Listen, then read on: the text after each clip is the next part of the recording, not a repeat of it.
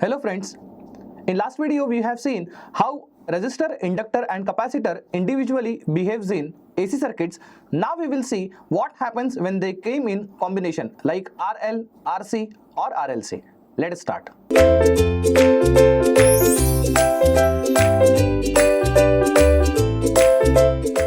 So we will see in this video as series RL circuit behavior in AC circuit. In series RL circuit, as I am employed, R and L are connected in series, to which a common supply is given, let's say V.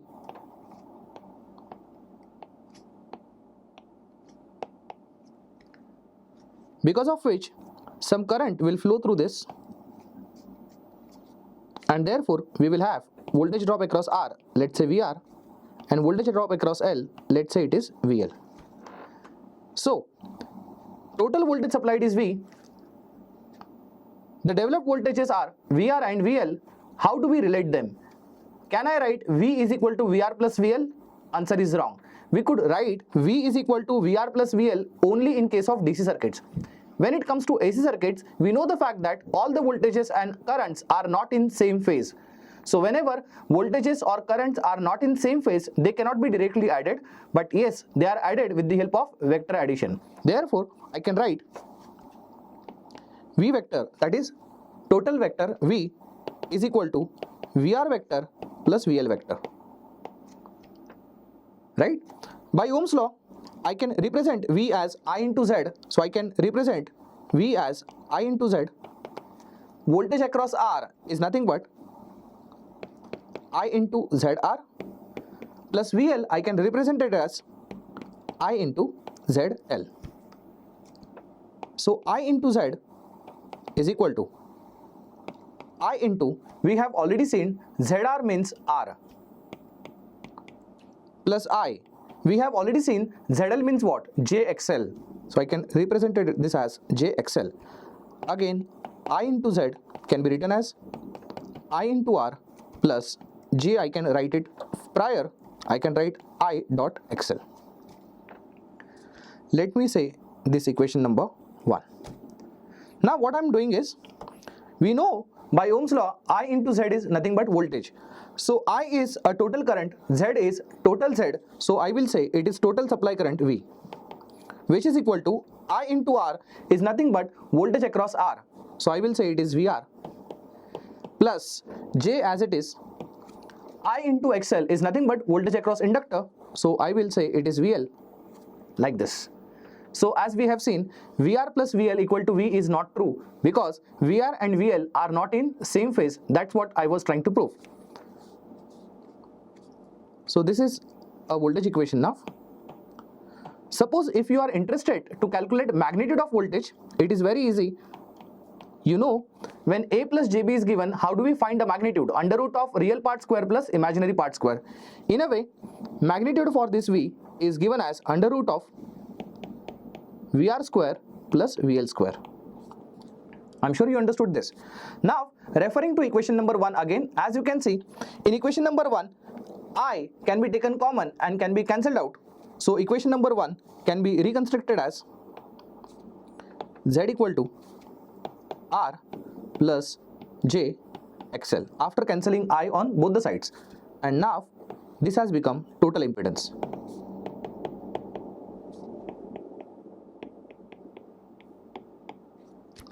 With this total impedance, if I want to get mod of Z, that is nothing but magnitude of Z, then it is under root of R square plus XL square, that is real part square plus imaginary part square.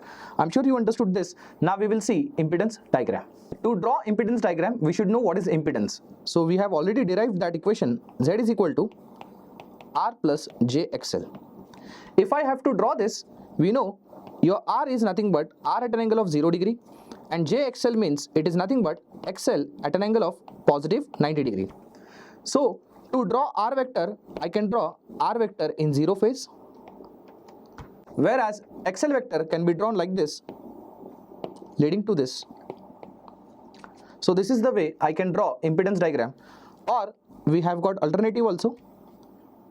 We can draw R first, and leading I can draw XL, And we know the fact 2 vector addition will be like this.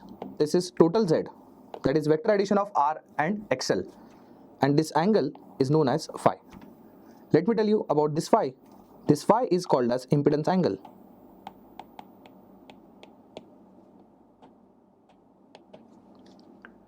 In fact, as you can see, while drawing impedance diagram, a triangle is formed, therefore this triangle is also called as impedance triangle. So this triangle is also called as impedance triangle. With this impedance triangle, now we can go for calculation of power factor. I'm sure you remember power factor is given as cos of phi. And in right angle triangle, how to get cos theta? Cos theta is nothing but adjacent side upon hypotenuse. By using that relation, I can have power factor equal to adjacent is R and hypotenuse is Z. So R upon Z is the power factor. I'm sure you understood impedance diagram, impedance triangle, and how to get power factor from impedance triangle. Now, we will understand how to get voltage triangle now. For that, first of all, we need impedance diagram. I'm sure you remember impedance diagram. We draw like this. R. Here we have XL. And this is total Z. Now what I'm doing? I'm going to multiply every side of this triangle with current I, because in series circuit what is common? Common is current. Current through R as well as L is same. So I'm going to multiply every side of this triangle with I. So by Ohm's law, we know current into impedance is nothing but voltage. Therefore, I into R can be taken as voltage across R. I into XL can be taken as voltage across inductor, as well as I into Z can be taken as total voltage or a resultant voltage. And this phase angle remains same, which is phi, which was earlier. Am I right? Effective diagram is called as voltage diagram or a voltage triangle. From voltage triangle also it is possible to have power factor calculation. Power factor is cos phi. In right angle triangle, cos phi is adjacent side upon hypotenuse. In that case, it is VR upon V.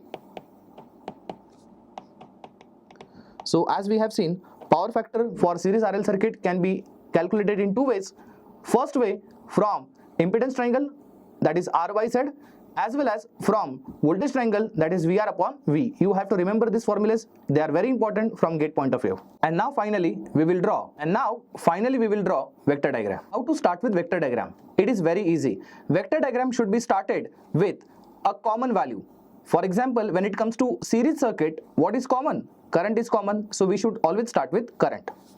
So I will take current as a reference vector. So let's take current as a reference vector. I can say this is nothing but current through R, which is also equal to current through L. If you remember, it is a series RL circuit. For a reference, I'll draw that circuit here. So this is current I, which is flowing through R as well as L. Voltage across R is VR and voltage across L is VL. We know, we have already seen how R behaves in case of AC circuits. Voltage across resistor and current are always in same phase. So I can say voltage across R and current through R are in same phase. So I can draw the another vector within the same phase, that is VR. Let's talk about VL. I'm sure you remember, if current through inductor is known, then we know current lags voltage by 90 degree.